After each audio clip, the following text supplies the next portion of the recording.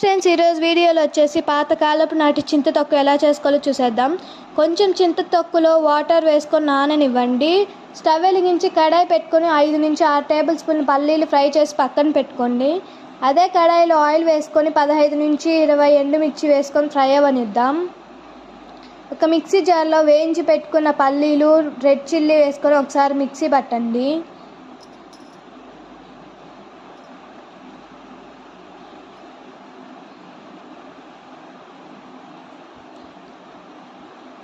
Mixie పట్టిన తర్వాత 7 నుంచి 8 తెల్లవాయలు ఒలుచుకొని వేసుకొని కట్ చేసి పెట్టుకొని ఆనియన్స్ కూడా వేసుకోవాలి. కొంచెం చింత తొక్కు వేసుకొని మీ టేస్ట్కి సరిపడే సాల్ట్ వేసుకొని ఒకసారి మిక్సీ పట్టండి. కొంచెం గట్టిగా అయింది కాబట్టి కొంచెం వాటర్ వేసుకొని మళ్ళీ మిక్సీ చేస్తున్నాను.